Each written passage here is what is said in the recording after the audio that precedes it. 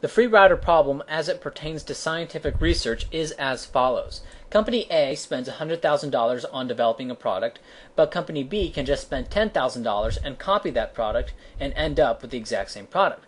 Thus, research and development is punished on a free market. That's the theory.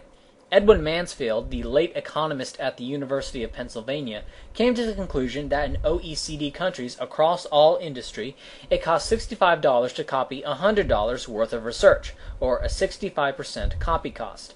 But that's just the direct cost. In order for a company to copy research, a great example is the drug company, they have to have smart people. If I gave you a Viagra pill, would you be able to reverse engineer that? Here it is. Here's a Viagra pill. Put it right in front of you. Just copy it. Just copy it. It's no big deal. It should be easy. You're just copying what's being made. No, a company needs a lot of smart people who can do that with the proper equipment all on hand if they want to copy something. So there are sunk costs involved if a company wants to copy research. This isn't just copying your neighbor's Scantron answers. Also, it takes time to reverse engineer a product, and in that window, the company that made the original product enjoys a monopoly. And the more complex the innovation, the more difficult it tends to be to reverse engineer, and the longer the company enjoys a monopoly. Given the advantage of the temporary monopoly of the originator, plus the sunk costs needed for copiers to be able to copy, copying research and doing original research tend to come out as equally profitable.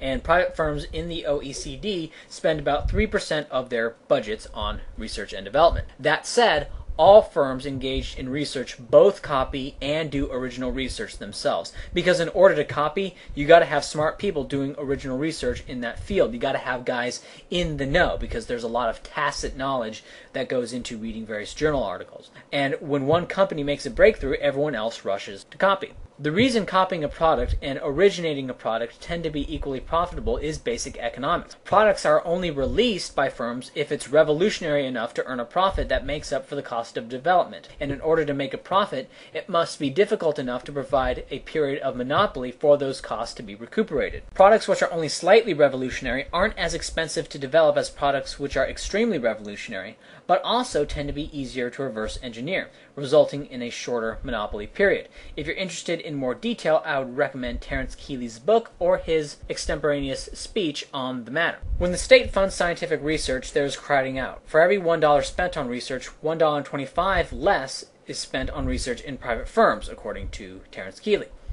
I have an idea why this might be. Government jobs are more secure and have shorter hours than private jobs, and so a government job of $100,000 a year is worth more than a free market job of $100,000 a year. Or more discreetly, a government job of $100,000 a year is worth about as much as a private job of $125,000 a year. That's just my guess as to why government funding crowds out private funding by more than 1-to-1 ratio. Also, a lot of government funding goes to military research, which can lead to innovations, there's no denying that, but it is not connected to what individuals choose to buy with their own money, but what the military wants. And what the military wants isn't always tied to what's best for waging war. For example, the Air Force continues to fund research for piloted aircraft because that provides jobs for pilots, whereas UAVs are clearly the wave of the future. The limiting factor of the F-22 wasn't the airframe, but how many Gs the pilot could take. Francis Bacon, a torturer and an embezzler, in 1605 put forward the idea that science is a public good based on pure research. That yes, it is applied science that leads to immediate discoveries and inventions, but that applied science can only come from a pure research background, which the short-sighted marketplace will not provide to appropriate or optimal degrees, and thus the state must fund pure research. Now, as it turns out, the best way for a firm to come up with some profitable breakthrough is to engage in pure research, because science is unpredictable, and that which deals with the most fundamental and open-ended concepts, pure research, tend to result in the most novelty and thus the most breakthroughs. And even companies whose sole goal is to merely keep up with the bigger companies and sell knockoffs of popular drugs have to employ scientists, and those scientists have to stay in the loop doing pure research. And so everyone is engaging in pure research constantly. Francis Bacon's idea of state-funded science was implemented in France but not in Britain at the outset. Britain didn't implement any state science program until World War I, and the United States didn't do very much at all until 1940. Now, one can always come up with many anecdotes about government funding of things causing those things to come about. A great example that statist hack Noam Chomsky likes to bring up is the internet, as though connecting computers over long distances was something only state research could come up with. Sure, private research could invent the airplane, automobile, about half the computer, but connecting those computers together, that's the job of the state. And on the airplane, at the time of the Wright brothers, the Smithsonian was actually attempting to fly a heavier-than-air craft as well. They were beat to it by the Wright brothers. Now, just imagine if the Smithsonian had won. We wouldn't hear the end of it. Oh, without the munificent foresight of state research planners, how would we ever have achieved heavier-than-air flight?